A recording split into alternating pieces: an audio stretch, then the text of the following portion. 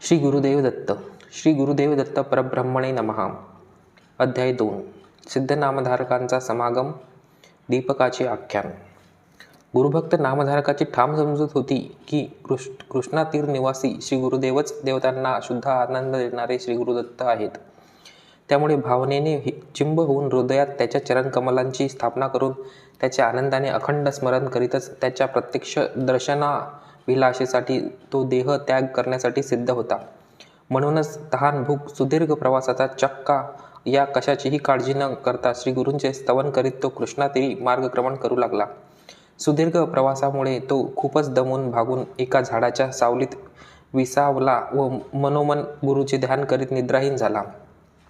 त्या क्षणी स्वप्नात त्याला एक तेजपुंज भस्मलेपित जटाधारी पितांबर चर्माभरधारी असा योगी पुरुष कृपाळू मुद्रेत त्याच्या जवळच विराजमान झालेला दिसला. योगेश्वराने त्याच्या कपाळावर भस्म लिंपले व शिरावर वरदहस्त ठेवून अभय दिल्याचे त्याला दिसले. क्षणार्धातच नामधारक जागृत झाला व विस्मयचकित होऊन त्याने चारही दिशांनी नजर फिरवली. ज्या योगींना त्याने स्वप्नात पाहिले होते ते कुठेही दिसले नाही. स्वप्नात दर्शन दिलेल्या योगेश्वराच्या प्रतिमेचे अखंड स्मरण करीत त्याने पुनः प्रयाण सुरू केले. गाणगापूर जवळच असलेल्या सिद्धनाळ ग्रामी पोहोचल्यावर स्वप्नातील ते योगेश्वर समोरून आल्याच्याच दिशेने येत असल्याचे त्याला दिसले. आनंदभरित होऊन त्या दिव्य योगीच्या चरणकमलांवर प्रणिपात करून त्याचे स्तवन करू लागला. हे माझ्या हृदयात वास करणाऱ्या मंगलमूर्ती योगेश्वरा, अज्ञान निवारक ज्ञानमूर्ती हो, अलभ्य असे तुमचे दर्शन मला लाभले. माझ्यावर तुमचा कृपाकटाक्ष आहे हे निश्चित. माझे पूर्वार्जित सारे पाप नष्ट होऊन आज माझा उद्धार झाला. निसंशय माझे कल्याण झाले आहे. माझे पूर्वजही तृप्त झालेत. देवयोगानेच तुमच्यासारख्या निज गुरूंची भेट झाली. गुरु प्राप्त करून घेण्याची माझी तीव्र इच्छा पूर्ण झाली. हे महामहिम योगीराजे, आपले नाव काय? आपण कुठून व कोणत्या कार्यासाठी तुम्ही येथे आला आहात? अशा प्रकारे नामधारकाने त्या सिद्ध योगीचे चरण धरून दीनवानपणे प्रार्थना केली. तेव्हा सिद्धमुनी म्हणाले, वत्सा, मी एक सिद्धयोगी संन्यासी आहे. तीर्थयात्रेनिमित्त पुण्यक्षेत्राचे पर्यटन करीत असतो.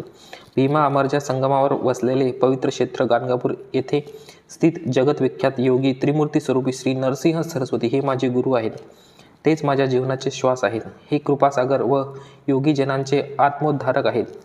ते अत्यंत विनम्र व दयाळू आहेत. सकल भक्ताची मनोभिलाषा पूर्ण करण्यास समर्थ असलेले ब्रह्मा विष्णू महेश्वर हे नरसिंह सरस्वती गुरुच्या रूपात अवतरले आहे. ते भवसागर पार करण्यास मदत करणाऱ्या नौकेसारखेच आहेत.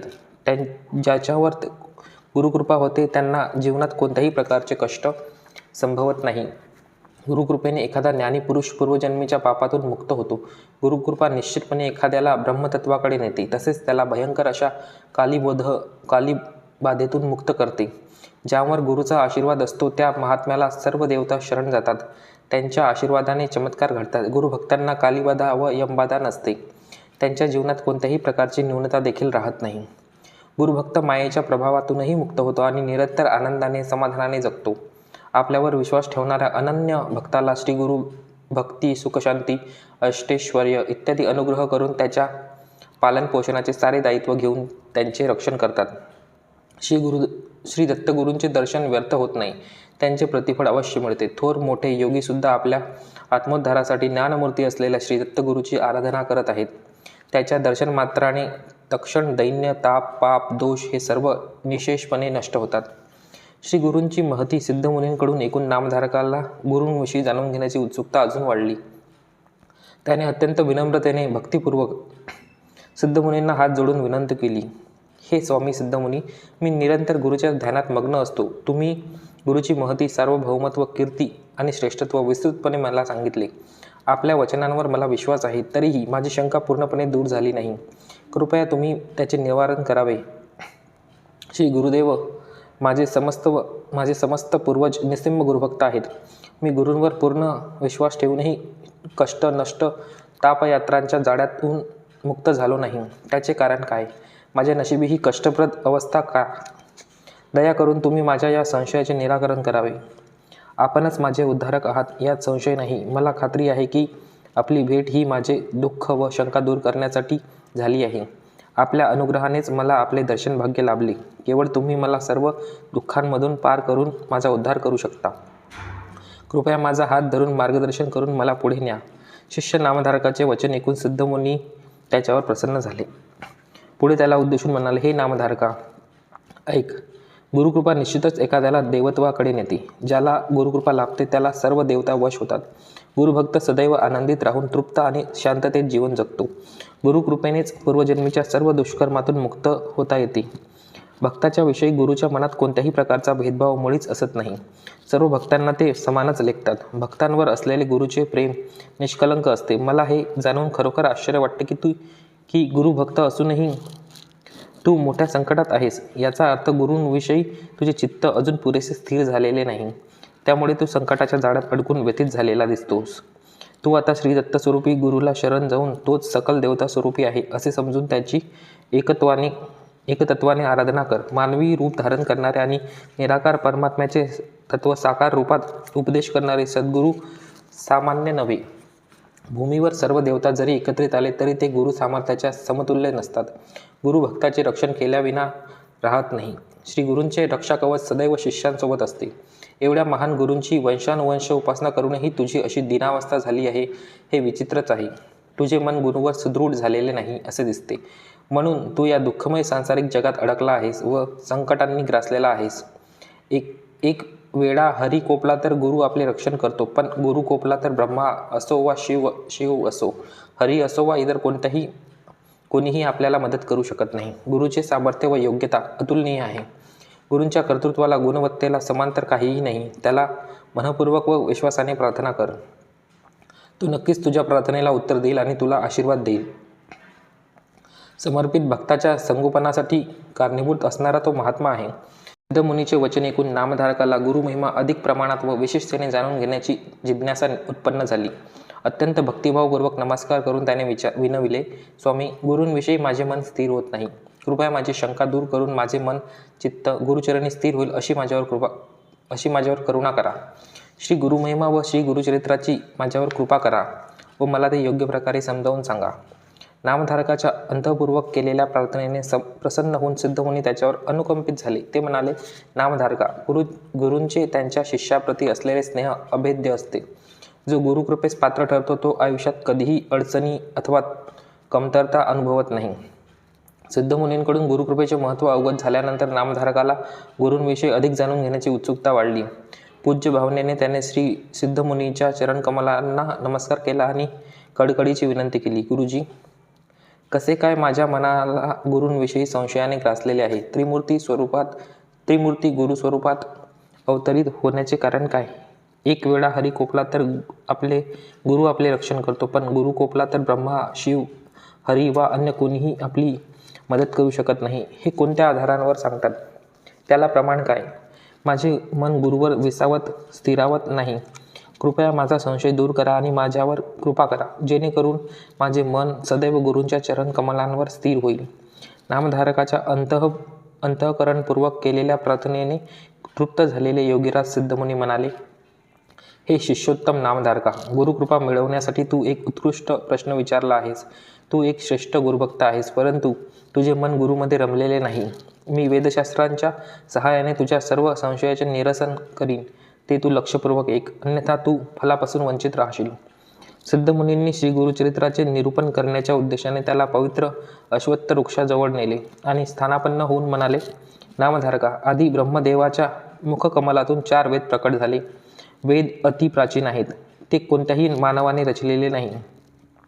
सांसारिक जीवन जगण्यासाठी वेदांचा समग्र व एकमेव पुरावा पुरे. वेद ही देववाणी आहे. अव्यवहार्य मानल्या जाणाऱ्या विषयांवर ते प्रकाश टाकतात.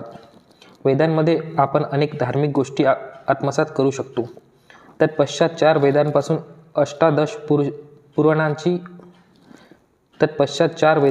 अष्टादश पुराणांची उत्पत्ती झाली. त्यापैकी ब्रह्मवैवर्त नामक पुराण हे त्रिलोकात प्रसिद्ध आहे. ते ब्रह्मवाणीने जनित आहे. द्वापार युगाच्या अंताला श्रीमन्नारायणानेच व्यास रूपात अवतरून ब्रह्मवैवर्त पुराणाच्या ब्रह्मसूक्ताचे भाषार्थ विस्तृतपणे या भूलोकी प्रसिद्ध केले. एकदा कलिपुरुष प्रसन्न चित्ताने ब्रह्मदेवापाशी आगमन करून गुरुची महती अद्यात सांगावी अशी मागणी करतो. शिष्य नामधारक सिद्धयोगीचे हे व्याख्यान ऐकून अत्युत्साही झाला. त्याने पुन्हा सिद्धमुनीच्या चरणांवर वंदन करून त्यांना प्रार्थना केली. ज्ञानबोधाने अज्ञान निवारण असणाऱ्या हे सिद्धयोगी, आपण मला आपल्या दर्शनाचा योग मिळवून दिला. हे भवतारका, ब्रह्मदेवाने कोणत्या उद्देशाने कलिपुरुषाला गुरुमहिमा सांगितली? कृपया याविषयी मला अधिक माहिती द्या. नामधारकाच्या प्रार्थनेने संतुष्ट झालेले योगीराज सिद्धमुनी म्हणाले, शिष्य नामधारका, मी तुझ्या सर्व प्रश्नाचे उत्तर देईल, कारण तू उत्तम रीतीने व प्रामाणिकपणे गुरूंविषयी प्रश्न करीत आहेस. तुझी ही जिज्ञासा आम्हा दोघांना जुळवून आणण्यासाठी कारणीभूत आहे. वास्तवात गुरूंचा स्वभाव आणि स्वरूप हे एक रहस्य व उद्दृश्य आहे, जे अगोचर असते. योगमायेने प्रभावित होऊन संसार बंधनात अडकलेल्या मानवाला गुरुला ओळखणे अवघड जाते. त्याचप्रमाणे केवळ पांडित्याने आणि शास्त्रज्ञानाने एखादा गुरूंना ओळखू शकत नाही. श्री गुरुचरण कमलांना समस्त तीर्थक्षेत्राचे तीर्थीकरण करण्याचे सामर्थ्य आहे. हृदयाच्या तळात गुरूंविषयी श्रद्धा भक्ती असली तरच शीघ्रतेने फळ मिळते, तसेच ज्ञानही लाभते. त्याचे मानवी देह पाहून आम्ही फसतो. शरीर हे केवळ आवरण आहे. संशयी आत्म्याला कोणत्याही विषयात ज्ञान मिळत नाही. सर्व तीर्थक्षेत्राचे शुद्धीकरण करणाऱ्या श्री गुरुदेवांचे चरणकमल जो आपल्या हृदयात प्रतिष्ठित करतो, तो सर्व दोषांपासून व पापांपासून मुक्त होतो. अशा विश्वासू भाग्यवान भक्ताला तू लवकरच प्राप्त होतो आणि त्याला गुरुची जाणीव होते. ईश्वर प्रसादाने व श्री गुरु पीठ परंपरेने सूक्ष्म असलेले निज ज्ञान उत्पन्न होते. गुरूंची स्तुती करताना कोणत्याही प्रकारचे विश्लेषण करू नये. त्यामुळे केलेले स्तवन पूर्ण होत नाही व त्यांना ओळखूही शकत नाही. आता मी तुला सृष्टी निर्माणाविषयी सांगतो. पूर्वी प्रलयाच्या समयी क्षीराब्धी शयन आदिपुरुष श्रीमन्नारायणाने वटवृक्षावर विराजमान असताना त्याला सृष्टीची रचना करावी अशी इच्छा झाली. तेव्हा तो निद्रा स्थितीतून जागृत झाला. प्रथमतः ब्रह्मानंद रूपी विराट पुरुष श्रीमन्नारायणाच्या नाभीतून दिव्य कमल उद्भवले. त्या कमलातून श्रीमन्नारायणाने प्रजापती ब्रह्मदेवाची उत्पत्ती केली. ब्रह्मदेवाने चारही दिशेत पाहिल्यामुळे तो चतुर्मुख युक्त झाला. त्यावेळी त्याला कोणतेही जीव दिसले नाही. आपण प्रथम बलिष्ठ श्रेष्ठ आहे याचा अहंकार त्याच्या मनात उभारला. ब्रह्मदेव गर्विष्ठ झालेला पाहून सर्व शक्तिमान देवता सार्वभौम सर्व नियामक चराचर प्रपंचाचा मालक असलेला श्रीमन्नारायण स्मितहास्य होऊन म्हणाला, आपणच आदिपुरुष महाविष्णू, आपणच प्रथम. माझी आराधना करून माझ्यातच आश्रय घे. हे ऐकल्यानंतर ब्रह्मदेवाचा अहंकार नष्ट झाला. आदिमूर्ती श्रीमन्नारायणाला वंदन. ब्रह्मदेवाने अनेकविध प्रकारे त्यांची स्तुती केली. स्तुतीने संतुष्ट झालेल्या नारायणाने ब्रह्मदेवाला सृष्टी रचनाचा आदेश दिला. सृष्टीची रचना न कळल्यामुळे ब्रह्मदेवाने निर्माण कार्यात सूक्त मार्गदर्शन करावे असे म्हणून आदि केशवाला शरण गेला. तेव्हा परमदयाळू श्रीहरीने वेदांतर्गत असलेले सृष्टीचरण्याचे विधान क्रम त्याच्या मदतीसाठी अनुग्रहित केले. श्रीहरीच्या समर्थ मार्गदर्शनाखाली ब्रह्मदेवाने आधी मानवाची सृष्टी करून नंतर अनेक प्रकारचे स्थावर जंगम वस्तू स्वेदज, अंडज, जारज, उद्विज इत्यादी निर्माण केले. जगत्कारण आदिमूर्ती श्रीमन्नारायणाच्या आज्ञेनुसार ब्रह्मदेवाने वेदाच्या सहाय्याने अनुक्रमे कृत, त्रेता, द्वापार, कली या युगाची सृष्टी करून भूलोकात पाठविले. नंतर श्री विष्णूने सुचवल्याप्रमाणे सृष्टी रचनाचा क्रम अनुसरून स्वर्ग, मृत्यू, पाताळ असे 3 लोक स्थापित केले. असे सृष्टीचे विवरण व्यास विरचित अष्टादश पुराणामध्ये विशेषतः प्रसिद्ध अशा ब्रह्मवैवर्त पुराणात सांगितले आहे. सूत पुराणिकाने शौनकादी ऋषींना निरूपण केलेला सृष्टी रचनाचा क्रमच मी तुला सांगतो. ब्रह्मदेवाने प्रथमतः कृतयुगाला बोलवून त्याला भूलोकी प्रसिद्ध व्हावे असा आशीर्वाद देऊन पाठविले. सत्यनिष्ठ असलेला कृतयुग यज्ञोपवीत रुद्राक्षमाळा धारण करून वैराग्य सत्वगुण संपन्न होऊन भूलोकी प्रवेश करण्यापूर्वी ब्रह्मदेवाला हात जोडून म्हणाला, हे ब्रह्मा, भूलोकीच्या लोकांमध्ये अधर्म, असत्य, हिंसा, निंदा, अपवाद, व्यसन इत्यादी दोष आहेत. ते वर्णाश्रमविहित कर्माचे अनुसरण करीत नाहीत. धर्मिष्ठ असलेल्या मला ते सहन होणार नाही. कसे काय मी तिथे कार्यगत होऊ? त्याची विज्ञापना ऐकून ब्रह्मदेवाने प्रेमाने सांगितले, तू सत्यशीलता ज्ञान, वैराग्य, त्याग, सद्गुण, धर्म, प्रज्ञायुक्त असल्यामुळे तिथे काही काळ वास कर. तुझ्या युगात धर्माचे चारही पाय पूर्णपणे रुजणार. सकल जन धर्मिष्ठ असणार. धर्मच त्यांचा श्वास असणार. जिथे तुझा वास सुदीर्घ काळपर्यंत नसणार. ब्रह्मसंकल्पाप्रमाणेच दुष्ट शक्तीचा छळ थांबला. धार्मिकता हाच लोकांचा धर्म होता. तथापि त्यांच्या इच्छेनुसार कृतयुगाचे क्षेत्र पृथ्वीवर अल्पकाळ टिकले. कृतयुगाचा प्रभाव भूतलावर बहुकाळ राहिला नाही. सत्ययुगाची अवधी संपन्न झाल्यावर ब्रह्मदेवाने स्थूलकाया असणाऱ्या त्रेतायुगाला भूतलावर पाठविले. त्याने हस्तात कुश, समिधा इत्यादी यज्ञ सामग्री धरून भूलोकी आगमन केले. धर्मपारायण अशा त्रेतायुगात प्रज्ञा यज्ञरहित व धर्मशास्त्राचे कठोरपणे पालन करीत होते. ब्राह्मण सारे ब्रह्मकर्मनिष्ठ असायचे. परंतु या युगात धर्माचा एक पाय नष्ट झाला व 3च पाय उरले. त्रेतायुगाची अवधी संपल्यावर ब्रह्मदेवाने द्वापारयुगाला भूलोकावर पाठविले. निश्चय बुद्धी असलेल्या द्वापारयुगाने ब्रह्मदेवाच्या आदेशाने उत्तेजित होऊन आनंदाने हस्तात खड्वांग व बाण धरून पृथ्वीतलावर पदार्पण केले. द्वापारयुगात उग्र शांती, दया, निष्ठुरता, स्वार्थ, परमार्थ इत्यादी परस्पर विरोधक असणाऱ्या दोन्ही गुणांचा प्रभाव होता. धर्म अधर्म वृत्ती समप्रमाणात होत्या. द्वापारयुगात अर्धलोके पुण्यवंत होते तर उर्वरित पापिष्ट होते. या युगात धर्माचे 2 पाय नष्ट झाले होते. द्वापारयुगाचा अंत होताना कलियुगाची पाळी आली. ब्रह्मदेवाच्या आज्ञेप्रमाणे वर्षानुवर्ष देह धारण करून भूमीवर प्रवेश करण्यापूर्वी तो ब्रह्मदेवासमोर आला. कलिपुरुष ब्रह्मदेवासमोर उपस्थित असताना त्याचे वर्तन विचित्र प्रकारचे होते. विवेकशून्य व पैशाचिक मुद्रायुक्त वृद्ध, वैराग्यहीन, कलह, द्वेष युक्त असलेला कली मान खाली घालून उभा राहिला. तो ब्रह्मदेवाच्या समोर येऊन जननेंद्रिय डाव्या हातात धरून व उजव्या हातात जीभ धरून नाचत होता. पापपुण्याने युक्त असलेला तो लोपदोषाच्या संकीर्तनेत तत्पर झाला होता. तो कधी हसत, रडत, चिडवत तर कधी वाईट तोंड करून अर्वाच्य शब्द उच्चारित असे. त्यावेळी त्याच्या हाती जननेंद्रिय व जीभ पाहून ब्रह्मदेव आश्चर्यचकित झाले. त्यांनी त्या विचित्र प्रकारच्या वर्तनाचे कारण विचारले. त्याला प्रत्युत्तर म्हणून कलीने सांगितले, मी भूलोकात प्रवेश करून जननेंद्रिय, जीव याद्वारे सर्वांना मूळ वश करून घेणार. परंतु विवेकी व्यक्ती जो आपली जीव व जननेंद्रिये स्वनियंत्रणात ठेवतो त्याच्या नादाला न लागता मी शरण जाईल. तेव्हा ब्रह्मदेवाने आज्ञा केली, हे कलिपुरुषा, ईश संकल्पनाप्रमाणेच तू वर्तन कर व तुझ्या गुणधर्माविषयी उच्चार करू तिथेच राहा. धर्मप्रवर्तन असणारा युगधर्म पूर्वनिर्धारित आहे. तू लवकरच भूलोकी निघून तुझी लीला व गुण प्रसिद्ध कर. तेव्हा कलियुगाने ब्रह्मदेवाला निवेदन केले, हे प्रभू, माझे गुणधर्म तुम्हाला माहीतच आहे. तरीही माझ्या मुखाने ते सांगायला मला अनुमती द्या. मी कोणाचाही उपदेश ऐकणार नाही. भूलोकी माझ्या स्वतंत्र विचाराने वृत्तीने वर्तन करणार. मी आनंदानेच जीवन जगणार.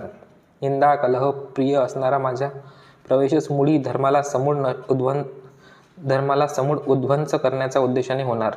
अहंकार, द्वेष, मत्सर, पक्षपात, अनियंत्रित वर्तन, अधर्म प्रवृत्ती, इंद्रिय लोलुपता, धर्माविषयी उदासीनता, वैराग्य शून्यता, जिभेच्या रुचीला बळी होऊन विपरीत आहार सेवन, अतिशय कामासक्ती, अत्यंत क्रौर्य प्रदर्शन, आळस, निद्रा, विचारहीनता, विषय लंपटता, सामूहिक कार्यात अडथळे, कलहप्रियता, परस्पर द्वेषभाव, धर्माची अवनती, अवसान, स्वेच्छाहार, देहाची काळजी घेणारे हे सर्व माझे प्रिय मित्र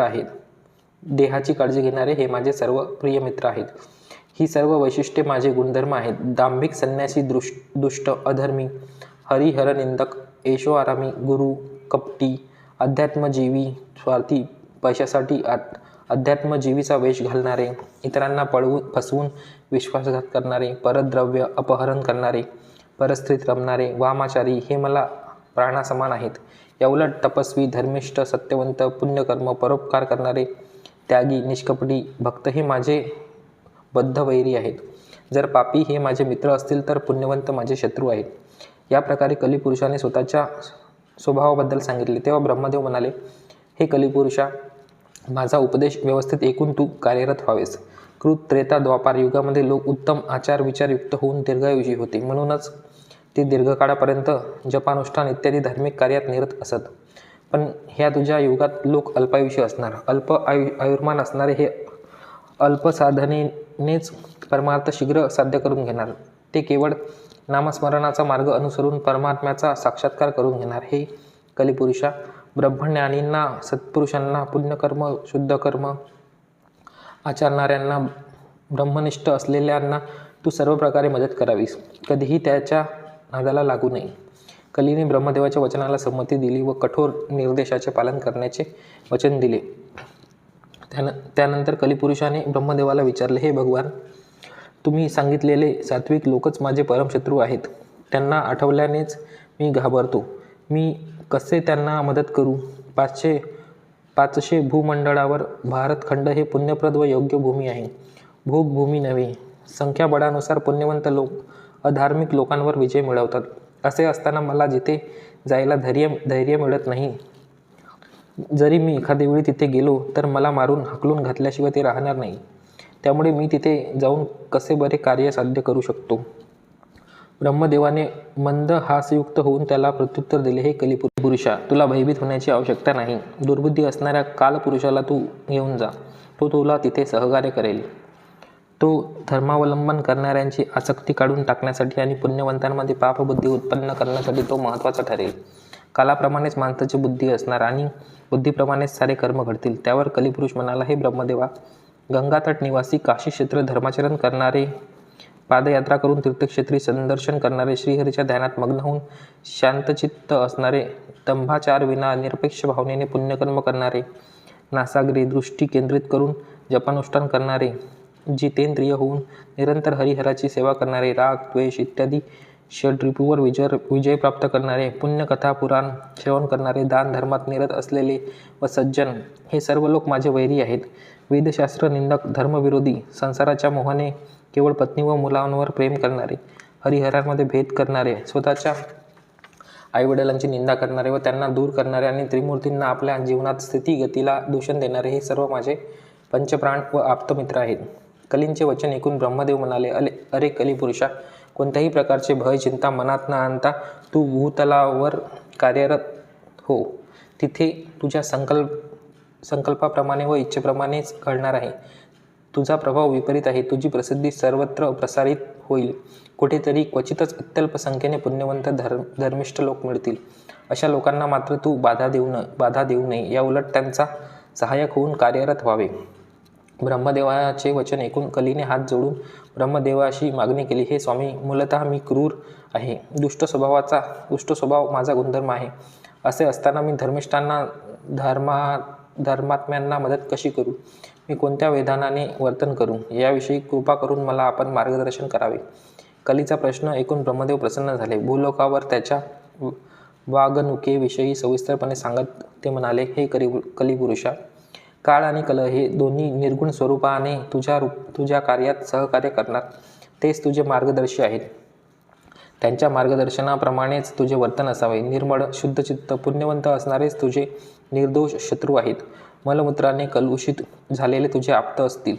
विशेष पुण्य कमावलेले पुण्यवंत मात्र तुला जिंकणार, पण त्यांची संख्या अति विरळ आहे. पापिष्ठांना तुझी पीडा सहन न होता ते तुझ्या अधीन राहील. तथापि अत्याधिक संख्येने लोक तुला वश होऊन तुझ्या इच्छेप्रमाणे वर्तन करतील. तशा लोकांना कलियुगामध्ये परमार्थ साध्य होणार नाही व ते ईश्वर प्राप्त करण्यातही सफल होणार नाही. सहनशीलतेने युक्त सात्विक गुरुभक्त असणारा एखादा पुण्यात्मा तुझा उपद्रव संयमाने सहन करू शकणार. सर्वसाधारणपणे इतर काही लोक तुझी विपरीत बाधा सहन न झाल्यामुळे तुला शरण येतील. जो तुझी पीडा सहन करून तुला जिंकणार तो मात्र ईश्वरामध्ये ऐक्य पावणार.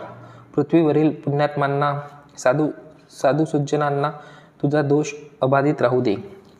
ब्रह्मदेवाचे हितवचन ऐकून कलिपुरुषाने प्रश्न केला, हे ब्रह्मदेवा, साधू लोकांना कसे ओळखायचे? त्यांचे लक्षण काय? त्यांचे अंतःकरण कसे असते?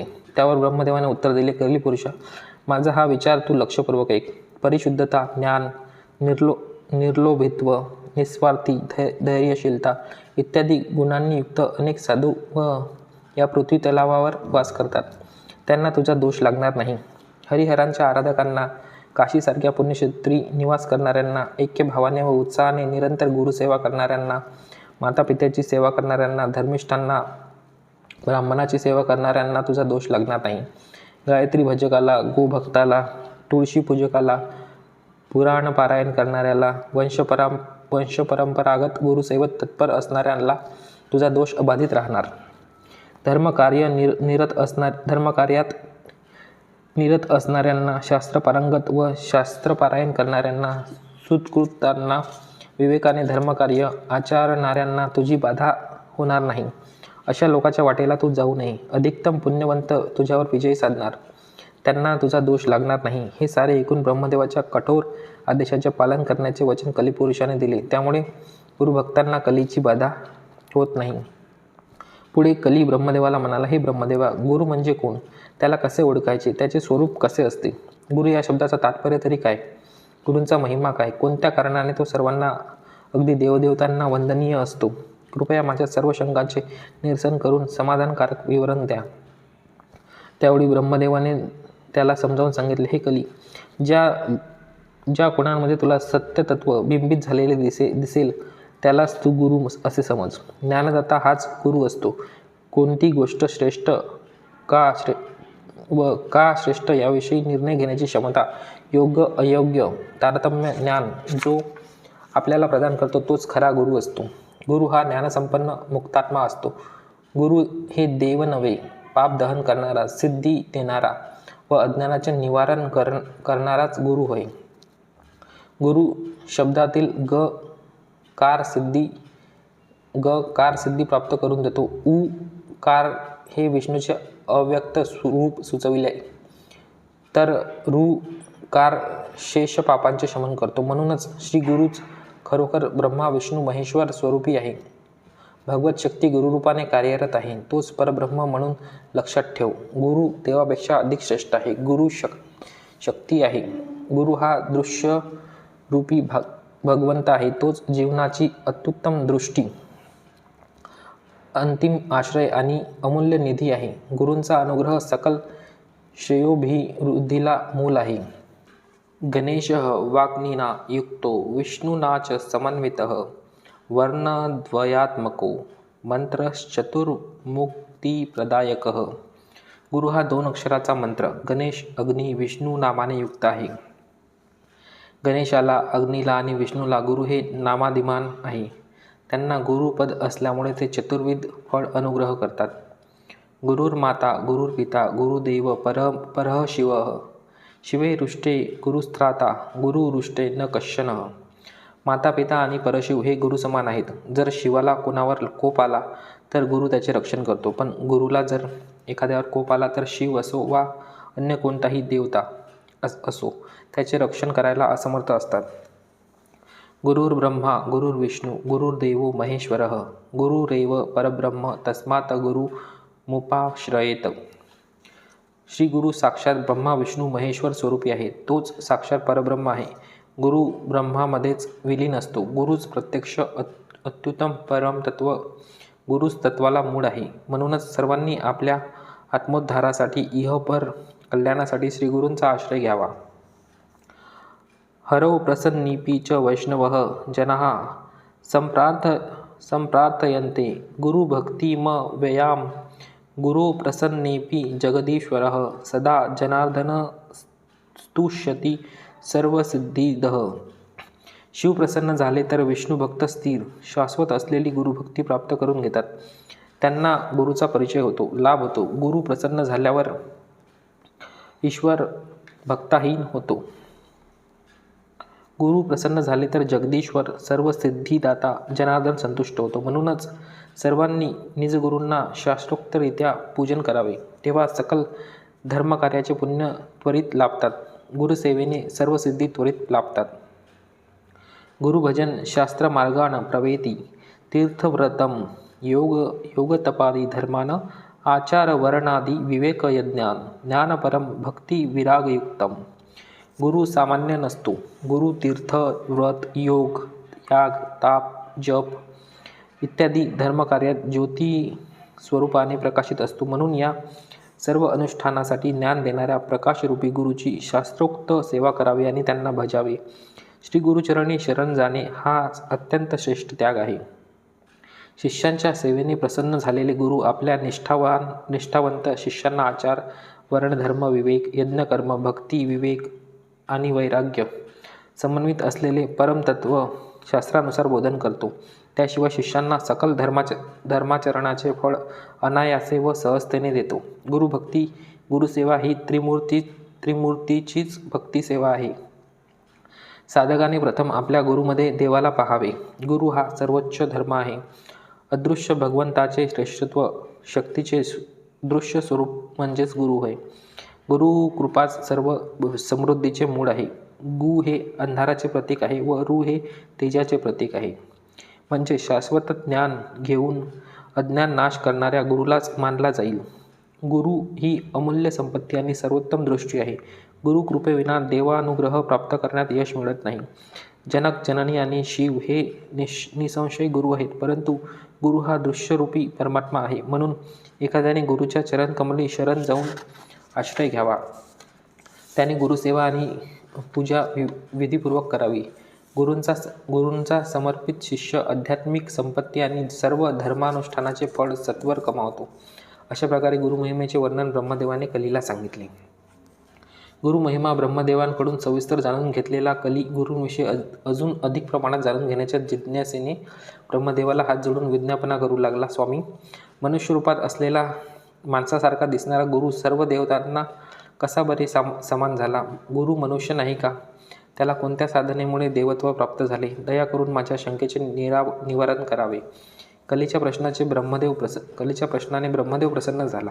कलीला ब्रह्मदेवाने संबोधन केले. हे कली, तुझे सारे प्रश्न योग्यच आहे. त्या सर्वांना समाधानकारक असे उत्तर मी देईन. ते तू एकाग्रचित्ताने ऐक. हे परमश्रेयस्कर आहे. देव, दानव, मनुष्य कुणीही असले तरी सर्वांना गुरुची आवश्यकता असते. गुरुशिवाय गती नाही. गुरुपदेशाशिवाय शुद्ध शाश्वत ज्ञानासाठी पात्र होत नाही. गुरुची सेवा करून घे. अनमोल ज्ञान मिळवावे. गुरुविन न श्रवणं भवेत कस्यापि कस्याचित्. विना कर्णेन शास्त्रस्य श्रवणं तत्कुतो भवेत. ज्या प्रकारे कानाविना शास्त्र श्रवण दुर्लभ आहे, त्याचप्रकारे गुरुविना शास्त्राचे श्रवण होत नाही.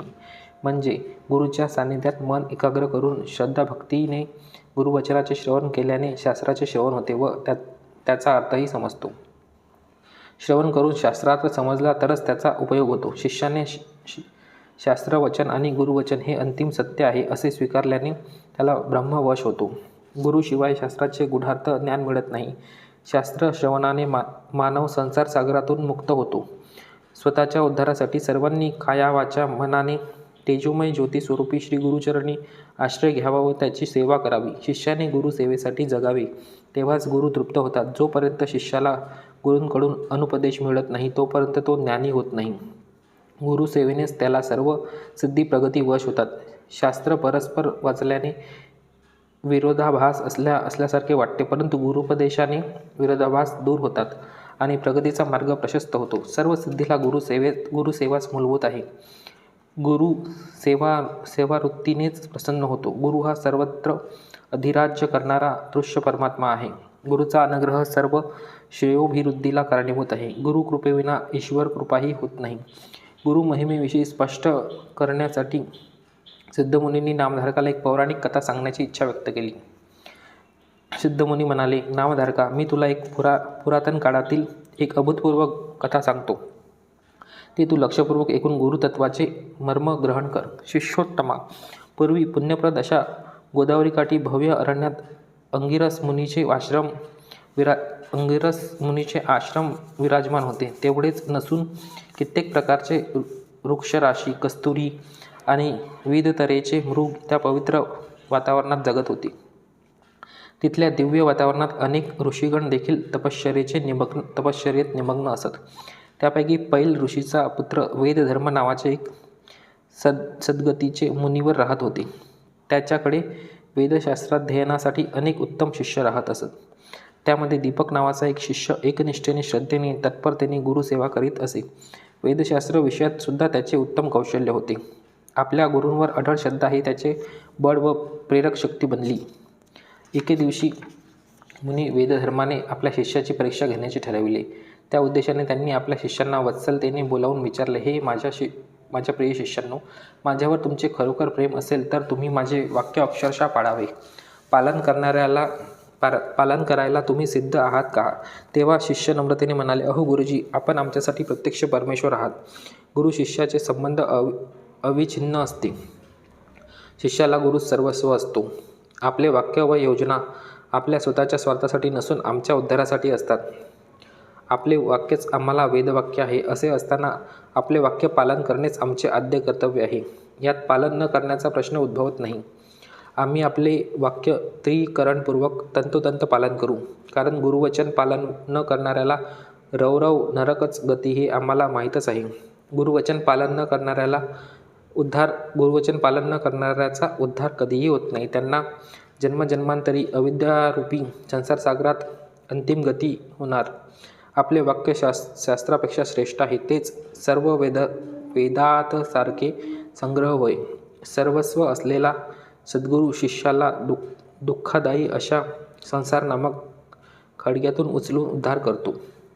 शिष्याचे मनोभाव जाणून वेदधर्ममुनीला अत्यानंद झाला. ते पुढे म्हणाले, माझ्या प्रिय शिष्यांनो, गतजन्मी मी अनेक पापकर्म केले आहेत. त्याच्या परिहारार्थ आजपर्यंत मी अनेक धार्मिक अनुष्ठान आचरिले आहेत. त्याचे फलस्वरूप माझे कित्येक पापे नष्ट झालेत, परंतु अजून थोडे शिल्लक आहे व ते मला भोगावे लागेल. त्याशिवाय ते पूर्णपणे क्षीण होणार नाही आणि मला मुक्ती देखील मिळणार नाही. माझ्या तपोबलाने त्याची उपेक्षा करण्यात अर्थ नाही, कारण ते पूर्वजन्माला कारणीभूत ठरेल.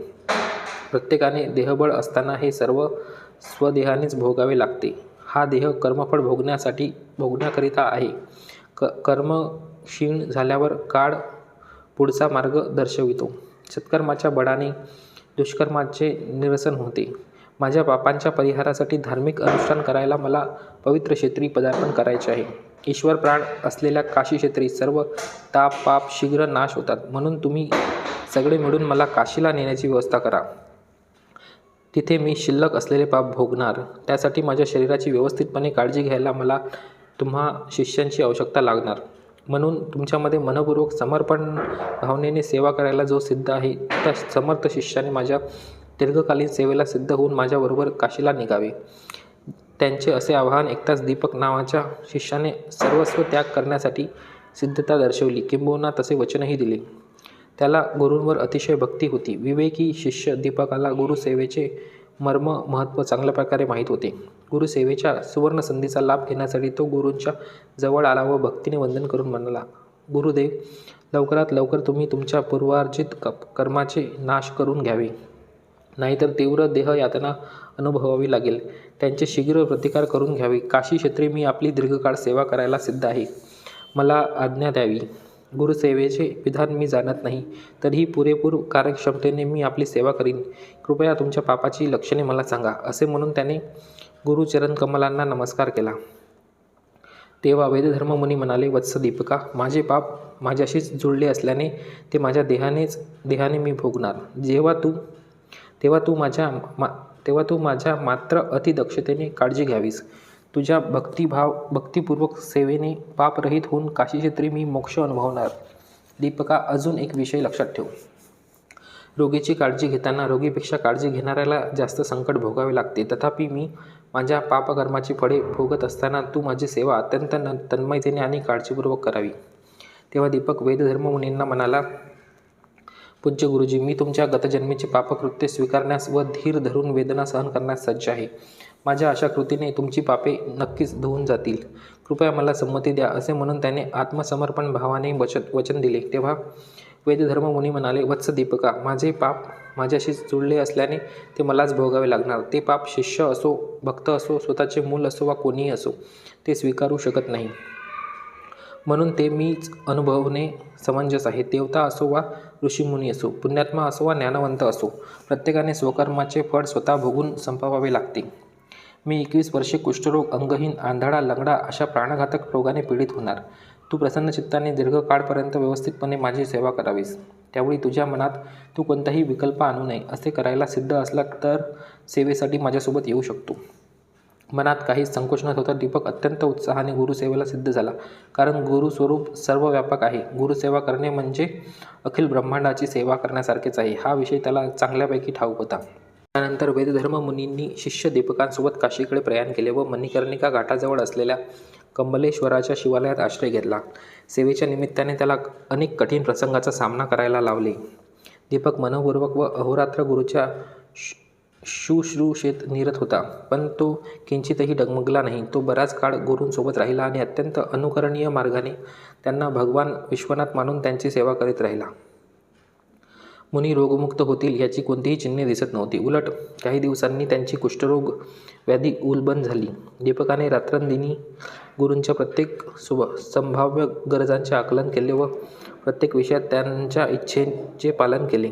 वेदधर्म मुनींच्या संपूर्ण शरीरात प्राणघातक कुष्ठरोग असल्यामुळे त्यांना अकथित दुःख भोगावे जात होते. कधी कधी संयम गमावून आक्षेपार्ह वर्तन करून दीपकाच्या सेवेत आपण तृप्त झालो नाही अशी भावना देखील दाखवित असत. हे नामधारका, भयंकर व्याधीने पीडित असलेला व्यक्ती अत्यंत क्रूर होतो. तो सज्जन, साधू असो वा अन्य कुणीही असो, अशा परिस्थितीत निष्ठुर वचनच त्याचा नित्य जाप होतो. कालक्रमेण वेदधर्म मुनी देखील अत्यंत क्रूर वर्तन करू लागले. ते आहार, सेवा अशा प्रत्येक विषयात दीपकांचा दोष काढू लागले व विनाकारण त्याला शिव्या देऊ लागले. पण अधूनमधून शांतचित्ताने करुण्यमय भावनेने म्हणत, वत्सा शिष्य शिरोमणी दीपका, माझ्यासाठी तू अनेक कष्ट भोगत आहेस. माझ्यामुळे तुझे जीवन कष्टकारक व दुःखमय झाले आहे. एकदा अति उद्वेगाने, कठोर व निष्ठुर वचनाने त्याची निंदा करीत तू माझी काळजी व्यवस्थितपणे घेत नाहीस. नियमितपणे तू माझे मलमूत्र काढून स्वच्छ करीत नाहीस. तुझ्यामुळे मला माशा, डास वगैरे त्रास देत आहेत. तुला गुरुसेवेचा क्रम अजिबात कळला नाही. हे नामधारका, हे सर्व पापचे सहज गुणधर्म आहे. एखाद्याला पापक्लेश असला तर त्याच्या मुखातून अर्वाच्य शब्द बाहेर येतात. त्याची मती देखील भ्रष्ट होते. त्याचे परिणामस्वरूपी विवेक नष्ट होते आणि तो शुभ अशुभ जाणून घेण्यास असमर्थ होतो. हे सुद्धा पापाचे कलपरिणाम होय. त्या प्रकारचा माणूस शोक आणि अपस्मारक रोगाने पीडित होतो. रोगामध्ये कुष्ठरोग हा अतिभयंकर व दुःखकारक आहे. तो व्याधिग्रस्त माणसाला हीनावस्थेत ढकलतो. वेदधर्म मुनी देखील या स्थितीत होते. कुष्ठरोगामुळे ते संयम गमावून कष्ट भोगत होते. पण दीपक मात्र आपल्याला होणारे सारे कष्ट नष्ट विसरून गुरूंच्या रागाला, गुणदोषांना, क्रूर वर्तनाला अजिबात न घाबरता, न कंटाळता, न दमता अत्यंत प्रेमाने व निष्ठेने त्यांची सेवा करीत राहिला. गुरुसेवेत असताना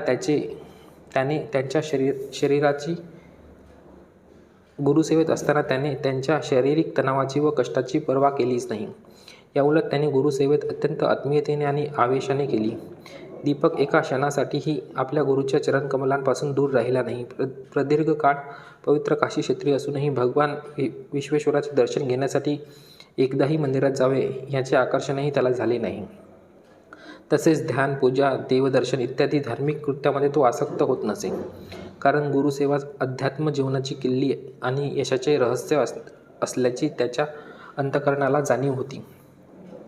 न तीर्थयात्रा न च देवयात्रा, न देहयात्रा न च गेहयात्रा, अहर्निशं ब्रह्मं हरिः सुबुद्धो गुरुः प्रसेव्यो न हि सेव्यमव्यत्.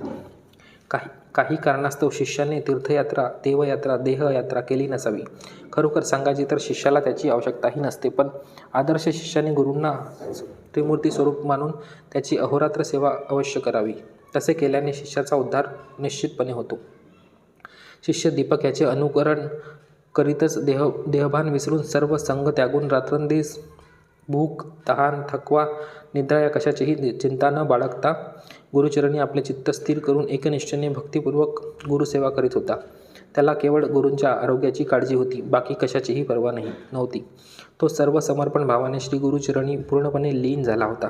त्याच्या गुरुसेवेत त्याग व अनन्य प्रेमाचे संगम होते. बराच काळ गुरुपाशी राहून अत्यंत अनुकरणीय पद्धतीने त्याने गुरुसेवा केली. प्रत्येक संभाव्य आवश्यकतेत आणि प्रत्येक गोष्टीत त्याने गुरुच्या इच्छेचे पालन केले. गुरुसेवेत असताना तो सर्व काही व सर्वांना विसरून जात असे. कारण गुरूंवर त्याचे एकनिष्ठ, उत्तम, अढळ श्रद्धा व प्रेम होते. दीपकाची तीव्र गुरुभक्ती आणि एकनिष्ठेने व भक्तिपूर्वक केलेली गुरुसेवा पाहून साक्षात काशी विश्वनाथाने दर्शन भाग्य त्याला दिले. ते प्रसन्न होऊन म्हणाले, हे गुरुसेवेचे मर्म जाणणाऱ्या निष्ठावंत गुरुभक्ता दीपका, मी तुझ्या निस्सीम भक्तीला प्रसन्न झालो आहे. तू मला गुरुमध्येच पाहत आहेस. तुला पाहिजे तो वर मागून घे. असा वर देऊन त्याला अनुग्रहित केले. पण दीपक चलविचल झाला नाही. तो त्याच्या संकल्पावर आणि तत्वांवर ठाम होता. त्याने परशिवाला निवेदन केले, हे भगवान, मी गुरुच्या अनुमतीविना कोणताही वर मागू इच्छित नाही. माझे गुरु मला सर्व काही अनुग्रह करण्यास समर्थ आहे. तेच मला प्रत्यक्ष ब्रह्मा, विष्णू, महेश्वर व समस्त तीर्थस्वरूपी आहेत, असे आत्मविश्वासाने सांगितले. नंतर दीपकाने गुरूंना भेटून घडलेला विषय सांगितला व शंकराकडून रोगमुक्ती वरदानासाठी वरदान मागण्याची इच्छा व्यक्त केली. हे ऐकून गुरु रागाने म्हणाले, हे दीपका, माझ्या प्रारब्धाचे फळ मी स्वतः भोगून शुद्ध व्हावे. वर प्राप्तीने ते पूर्णपणे क्षीण होणार नाही. ते मोक्षमार्गी अडथळा निर्माण करते व पुनर्जन्माला कारणीभूत ठरते. म्हणून तू माझ्या व्याधीच्या निरसनासाठी वर मागू नकोस. गुरूंचे वचन ऐकून तो परशिवाजवळ गेला आणि गुरु कोणत्याही वरदानाची अपेक्षा करीत नाही असा हा सारा वृत्तांत सांगितला. त्याची गुरुप्रती वचनबद्धता पाहून भगवान शंकर आश्चर्यचकित झाले, कारण साधारणपणे महायोगींना देखील वरप्राप्तीसाठी कित्येक वर्ष आध्यात्मिक साधना करावी लागते. दीपक मात्र गुरुच त्रिमूर्ती स्वरूपी आहे व चतुर्विध पुरुषार्थ अनुग्रह करण्यास समर्थ आहे, असे मानून अहोरात्र गुरुसेवेतच तत्पर राहायचा.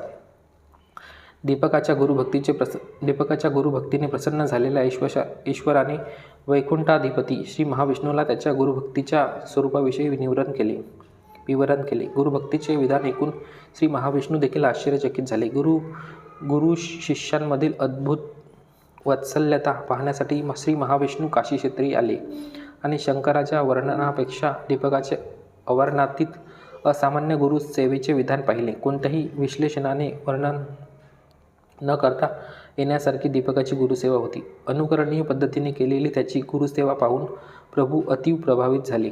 तेव्हा भगवंतांनी त्याला असे संबोधले, हे दीपका, तुझी गुरुभक्ती खरोखरच अभूतपूर्व आहे. गुरुवचनांवर विश्वास ठेवून देहभान व सर्व सांसारिक गोष्टी विसरून तू गुरुसेवेत तल्लीन झाला आहेस. तुझ्या सर्व कृती शाश्वत ज्ञानाच्या प्राप्तीसाठी पात्र आहे. तुझ्या गुरुसेवेने मी प्रसन्न झालो आहे. गुरुसेवेशिवाय तू अजून काहीही जाणत नाही. किंबहुना गुरुप्रती तुझी भक्ती सेवा ही माझीच असेल. माझ्याकडून इच्छित वरदान माग, मी त्याचा अनुग्रह करीन. दीपकाने परमेश्वराला उत्तर दिले, हे सर्वार्थयामी श्रीहरी, मी तुझ्या प्रित्यर्थ जप, तप, यज्ञयाग, ध्यान, नामस्मरण इत्यादी धार्मिक अनुष्ठान केले नाही. मी मनपूर्वक तुझी सेवाही केली नाही. असे असताना मी आपल्याशी वर मागायला अर्ह नाही. का बरे आपण मला वरदान देऊ इच्छिता? माझ्यासाठी मला गुरुच श्रीहरी आहे, असे म्हणून त्याने कोणताही वर मागितला नाही, कारण त्याने जाणले होते की गुरुच सर्व देण्यास अनुग्रह करण्यास समर्थ आहे. त्याच्या एकनिष्ठ गुरुभक्तीला व गुरुविषयी वृत्तीला भगवान हरी अत्यंत प्रसन्न झाले व म्हणाले, वत्स दीपका, तुझी गुरुभक्ती परमोत्कृष्ट आहे. गुरुभक्ती म्हणजे सार्वभौम विश्वव्यापी असलेल्या माझीच भक्ती होय. गुरुच सर्वस्व असे मानून एक भावनेने गुरुसेवा करणारे माझ्या आत्माच आहेत. म्हणूनच मी तुझ्यासमोर प्रकटलो. मातापित्यांची सेवा करणारे पतीच देव अशी भावना होऊन पतीची सेवा करणाऱ्या पवित्र स्त्रिया, आचारशील ब्राह्मण, यती, तपस्वी यांना भक्तिपूर्वक वंदन करणारे, वेदाध्ययनात निरत असलेले, वेदशास्त्र, धर्मग्रंथ पठण करणारे, हे सर्व मला प्रियच आहेत. मी गुरुभक्ताची, गुरुसेवकांची व सर्व मनोकामना शीघ्र पूर्ण करतो व त्यांच्या योगक्षेमाचे दायित्व मी वाहतो. तेव्हा दीपकाने श्रीहरीशी नम्र स्वरात विनंती केली, हे भक्तोद्धारक श्रीहरी, मला पूर्वीच्या सप्तजन्माच्या पुण्याईमुळे गुरुसेवेचे भाग्य मिळाले आहे. गुरुसेवेत राहण्याची संधी मला लाभली आहे. हे माझे भाग्य आहे. भक्तिपूर्वक केलेल्या गुरुसेवेने मला सर्व काही लाभले. वेदशास्त्र पुराणांचा परिचयही झाला. कृपा प्रदान करण्यात गुरु हा महत्त्वाचा घटक असून कृपादाता आहे, ज्यामुळे अनमोल शाश्वत ज्ञानाची प्राप्ती होते. अशा गुरुच्या चरणकमली मी आश्रय घेतलेला आहे. गुरूंचे मार्गदर्शन असले तर शिष्याची प्रगती होते. जीवनाचे ध्येय गाठण्यासाठी केवळ गुरु मदतगार असतो. ज्या पुण्यवंत शिष्यांनी गुरुचा आश्रय घेतला आहे आणि जे गुरुसेवेत आहेत त्यांना अन्य कोणत्याही आध्यात्मिक साधनेची आवश्यकता नसते. जीवनमुक्त होण्यासाठी शिष्याचे परम कर्तव्य म्हणजे गुरुसेवा व गुरूंचा अनुग्रह. हे माझे ठाम मत आहे. गुरुसेवाच ज्ञानमोक्षादीला मूळ असते. मोक्षप्राप्तीसाठी गुरुसेवकाला अन्य कोणत्याही साधनेची गरज नसते. समर्थ गुरूंची सेवा करणाऱ्याला असाध्य असे काही नसते. जे गुरुसेवेत सक्रियपणे सहभागी होतात त्यांना सर्व देवता वश होतात. गुरुसेवेमुळे सर्व सिद्धी मिळतात. समस्त तीर्थाचे संदर्शन होते. तसेच सत्याशी अनुसंधान होते. गुरूंचा हा प्रभाव देवापेक्षा अत्याधिक आहे. गुरुकृपेसाठी पात्र झाल्यावरच सत्याचा साक्षात्कार होतो. मला गुरुच देव आहे, अन्य कोणीही नाही. गुरूंचा अनुग्रह प्राप्त झाला तर शंकर दूर असत नाही. जो वर तुम्ही मला देण्याची इच्छा करीत आहात तोच वर मला द्यायला माझे गुरु अत्यंत समर्थ आहेत. गुरूंविषयी दीपकाच्या भक्तिभावाचे वचन ऐकून श्रीहरी त्याच्यावर प्रसन्न झाले व म्हणाले, हे शिष्य शिरोमणी गुरुभक्ता दीपका, तू धन्य आहेस. श्री शंकराने व मी वर देण्याची इच्छा केली तरी तू वर घेतला नाहीस. तुझ्या गुरुभक्तीला संतुष्ट होऊन तुला मी वश झालो आहे. वर मागून घे असे पुन्हा मी सांगत आहे, असे वचन श्रीहरीने दिले. तेव्हा दीपक म्हणाला, हे नारायणा, जर तुम्ही मला वरदान देऊ इच्छित असाल तर माझी तुम्हाला कळकळीची विनंती आहे. मला लौकिकार्थ काही नको. माझ्या हस्ते अखंड निरंतर केवळ गुरुसेवा घडू दे. गुरूंवरील माझी श्रद्धा भक्ती द्विगुणित होऊ दे. वंशानुवंश अखंड गुरुसेवा करण्याचे भाग्य मला मिळावे. मी प्रत्येक जन्मात गुरुभक्त व्हावे. माझ्या गुरूंच्या दिव्य चरणांचा वियोग कदापि होऊ नये अशी माझी इच्छा आहे. एका आसक्त शिष्याने कोणत्याही प्रकारच्या उपासनेत किंवा धार्मिक कर्मकांडात न रमता आपल्या गुरूंची अविरतपणे सेवा करणे आवश्यक आहे. मला तो योग मिळू दे. निष्ठावंत शिष्याला जसे गुरूंच्या मार्गदर्शनाची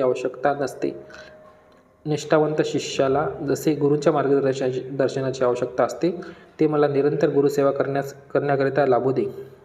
मला अशा शिष्याला स्वतः इतर आध्यात्मिक कार्यामध्ये गुंतवून राहण्याचे अगत्य नसते. माझी सेवा आणि भक्ती जी मी आतापर्यंत गुरुप्रती आचरणात आणली आहे त्याबद्दल मला अद्याप संतृप्ती झाली नाही.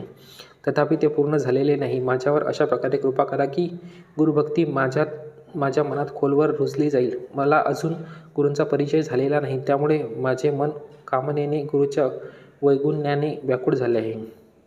तसेच गुरूंचे स्वरूप जाणण्याचे सामर्थ्य ज्ञान मला प्राप्त होऊ दे, कारण ते पूर्णपणे मला जाणवले नाही. म्हणून गुरूंच्या विषयी संकल्प विकल्प बाधतात. तसेच लौकिकात आम्ही गुरूंशी विचित्रपणे वागतो. कृपया याचा परिहार करा. केवळ असाच अनुग्रह मला द्या. याशिवाय मला दुसरे काहीही नको आहे. असे म्हणून त्याने श्रीहरीच्या दिव्यचरणी अभिवादन केले. त्याच्या मागणीनुसार श्री महाविष्णूने वरदान दिले व म्हणाले, हे शिष्य शिरोमणी प्रिय दीपका, कर्मदोषांनी भरलेला मानवी देह केवळ गुरुसेवेने परमपवित्र बनतो. पूर्वजन्माचे पुण्य असले तरच गुरुसेवेचा योग लाभतो. तुझ्या गुरुभक्तीने आम्ही त्रिमूर्ती तृप्त आहोत. तू तुझ्या गुरूंची जी काही सेवा स्तुती करत आहेस ती आमचीच सेवा स्तुती होय. गुरुसेवेने तल्लीन झालेल्या निज शिष्याला गुरुचरण श्रेष्ठ वैकुंठ लोक आहे. तेजस्वी उदात्त सद्गुण हे वरदान देण्यास अत्यंत समर्थ आहे, जे त्रिमूर्तीही देतात. लवकरच तुला गुरूंचा पूर्ण परिचय होईल. गुरु सर्व विद्येचा आश्रयदाता आहे. सकल ज्ञान, वैराग्य, ऐश्वर्य, कीर्ती, सत्य, शांती, सद्गुण गुरूंमध्ये स्थिरावल्यामुळे तो साक्षात भगवंत आहे. सर्व देवता निश्चित त्याला वश होतात. गुरु प्रसन्न झाले तर आम्हीही सहजपणे संतृप्त होतो. तू गुरुसेवा उत्तम प्रकारे व पूज्य भावनेने केली आहेस. तुला जीवनात अत्युत्कृष्ट मिळेल यात शंका नाही. हे माझे अभय आहे. असे म्हणत दीपकावर परमेश्वराने करुणामय अमृत दृष्टी टाकली. पुढे श्री महाविष्णू दीपकाला उद्देशून पुनश्च म्हणाले, हे माझ्या प्राणसखा दीपका, गुरुस्वरूपाचा अत्युत्तम परिचय तुला झालेलाच आहे. ज्ञानचक्षुने तू परब्रह्मस्वरूप जाणून घेतले आहे. गुरुपदेशाने ज्ञान प्राप्त करणारा आत्मज्ञानी होतो. गुरुबोधाने ज्ञानी झालेला जीवनमुक्त होतो. म्हणूनच गुरुचरणात तुझी भक्ती दृढ झाली आहे. परमसत्य म्हणजे ब्रह्माशिवाय दुसरे काहीही अस्तित्वात राहत नाही हे तुला समजले आहे. सर्वज्ञ ब्रह्ममय आहे, याशिवाय अन्य काही नाही, हे सत्य तू जाणले आहेस. ब्रह्मानेच संपूर्ण ब्रह्मांड व्यापले आहे. तुझ्या विवेकबुद्धीमुळे तू योग्य अयोग्य यातील फरक ओळखू शकेल आणि शुद्ध अंतःकरणामुळे गुरुच्या स्तुतीमध्ये रमशील. असे केल्याने आम्हा देवांना नक्कीच आनंद होईल. एखादा जर गुरु आणि वेदांतात दृढ विश्वास ठेवून श्रद्धाभक्तीने गुरुसेवा करतो तर तो आम्हा त्रिमूर्तीच्या कृपेला पात्र होतो. वेदांनी उद्देश केला आहे की गुरु हाच परमात्मा आहे, म्हणून तू दृढ निश्चयाने त्याची उपासना कर, तेव्हा सर्व देवता तुला वश होणार. 2 अक्षरी शब्द गुरु हा अमृताचा सागर आहे. जो त्यात बुडतो तो खरोखरच भाग्यवान असतो. निरंतर गुरुनामस्मरण करणारा भक्त अमर होतो. गुरुचा निस्सीम भक्त त्रिलोकात प्रसिद्ध होतो आणि पूजेला पात्र बनतो. यदा मम शिव्यस्यापि ब्राह्मणस्यहि अनुग्रहो भवेन ऋणाम सेव्यते सद्गुरुस्तता. जेव्हा एखादा माणूस तिन्ही परात्पर देवतांपैकी कोणाचीही कृपा मिळवतो अथवा शाश्वत ज्ञानाचा अध्ययन करणाऱ्या ब्राह्मणांकडून अनुग्रह प्राप्त करतो, तेव्हाच तो गुरुच्या संपर्कात येतो व त्याला गुरुसेवेचे भाग्य लाभते. जो पुण्यात्मा माझ्या ब्रह्मदेवाच्या किंवा परशिवा प्रित्यर्थ तपाचरण करून जे फळ वर प्राप्त करून घेतो, तेच फळ सद्गुरूची भक्ती सेवा केल्यानेही प्राप्त होऊ शकते. म्हणून गुरूंना ब्रह्मा विष्णू महेश्वर असे संबोधले जाते. अशा प्रकारे उपदेश करून भगवान महाविष्णूने त्याला वरदान दिले. त्यानंतर महाविष्णूकडून अनुग्रहित झालेल्या शिष्य दीपकाने आपल्या गुरूंपाशी आगमन केले. तेव्हा वेदधर्म मुनींनी दीपकाला विचारले, हे प्रिय दीपका, श्रीमन्नारायणाने तुला कोणता उपदेश दिला तो सविस्तर मला सांग. तो ऐकल्याने माझे मन परमात्मतत्वात स्थिर होईल. त्यावर दीपक म्हणाला, गुरुदेवा, तुम्हीच माझे ब्रह्मा विष्णू महेश्वर. मला जे काही आवश्यक आहे ते सर्व तुम्ही देण्यास समर्थ आहात. मला विष्णूकडून वर मागण्याची इच्छा झाली नाही, तरीही त्यांनी आग्रह केल्यामुळे माझी गुरुभक्ती अतिशय वृद्धिगत होऊ दे असे मी मागितले. तेव्हा श्रीमन्नारायणाने मला माझे अंतःकरण अजून गुरुसेवेत निमग्न होऊ दे असा वर दिला. अशा प्रकारे दीपकाने महाविष्णू व त्यांच्यामध्ये घडलेल्या संभाषणाची तपशीलवार माहिती दिली. त्यामुळे त्याने गुरुच्या चरणकमली सर्व समर्पण भावाने प्रार्थना केली, गुरुदेव, आजपर्यंत माझी गुरुभक्ती व गुरुसेवा पूर्ण झालेली नाही. मला अजूनही समाधान मिळाले नाही. माझी गुरुभक्ती दृढ होऊ दे. आपले चरणच समस्त तीर्थाचे उगमस्थान आहे. तशा चरणाचे सेवाभाग्य अनुदिन जन्मजन्मांतरी मला मिळू दे. त्यामधून मिळणारे सुख, समाधान, आनंद अन्य कोणत्याही मार्गाने मिळत नाही. मला आपल्या निरंतर मार्गदर्शनाचा लाभ होऊ दे.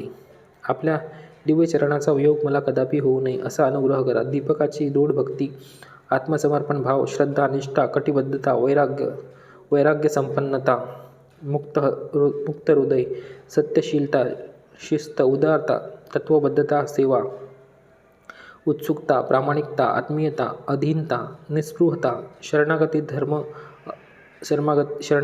धर्म असे अनेक उदात्त गुण पाहून संतुष्ट झालेल्या गुरु वेदधर्मांनी आपले रोगग्रस्त वेशाचे मायामय आवरण टाकून दिले आणि प्रसन्न चित्ताने दिव्य शरीर परिधान करून ते त्यांच्यासमोर प्रकटले. ते आता एक रोगी नव्हते. माया निर्मित मिथ्या देहपीडा आता लुप्त झाली होती. फक्त त्याच्या शिष्याची परीक्षा घेण्याकरिता ते एक गंभीर रोगी असल्याचे भासवले होते. वेदधर्म ऋषींनी त्याला त्याच्या भौतिक आणि शाश्वत समृद्धीसाठी आशीर्वाद दिला. दीपकाची गुरुसेवा व गुरुसाधना फलद्रूप झाली व त्याला सर्वस्व मिळाले. त्याला सर्व सिद्धी प्राप्त झाल्या. त्याच्या योग्यतेप्रमाणे त्याला मिळाली. गुरुसेवेमुळे त्याची विद्या फलप्रदायक झाली. त्याला जीवनात अजून प्राप्त करण्यासारखे काहीच शिल्लक नव्हते. यत्किंचित गुरुसेवेद्वारे दीपकाने जन्मजन्मांतरीचे गुरु ऋण यथाशक्ती फेडून महात्मा म्हणून घेतले. गुरुभक्तीचा सराव करून, गुरुचरण कमलांची सेवा करून सहजतेने हे जग पार केले. अशा प्रकारे ब्रह्मदेवाने गुरुमहिमेचे व गुरुभक्तीचे आख्यान कलिपुरुषाला कथन केले. गुरुमार्ग कल्याणकारक, निर्भय आणि सुगम्य आहे. त्या मार्गावर कुणीही मार्गक्रमण करू शकतो.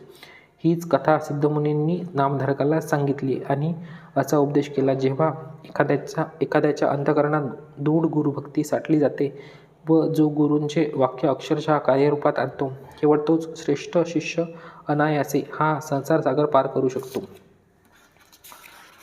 तो गुरुभक्तीने सर्व सिद्धी प्राप्त करून घेतो. पवित्र प्रेमाने साठलेले हृदयच श्रीहरीचे वास स्थान आहेत, यात काही संशय नाही. गुरुभक्तीचे महत्त्व शब्दाने वर्णन करता येत नाही. अहंकार गेल्याविना गुरुची ओळख होत नाही. यत्र यत्र दृढा भक्तिः यदा कस्य महात्मनः तत्र तत्र महादेवः प्रकाशमुपगच्छति. सर्व समर्पण भावाने जो गुरूंवर दृढ भक्ती करतो, अशा महान आत्म्याला ईश्वरही सहर्ष सढळपणे सहायता करतो व त्याला प्रसन्न होतो. त्या महात्म्यासाठी ईश्वर कैवारी देखील बनतो. अशा महान गुरुभक्तांवर भगवान केशव देखील प्रसन्न होतो. इथे परमकल्याणकारी श्री गुरुचरित्राचा द्वितीय अध्याय संपन्न होतो. श्री गुरुदेव दत्त. श्री गुरुदत्तात्रेयार्पणमस्तु. श्री स्वामी समर्थ.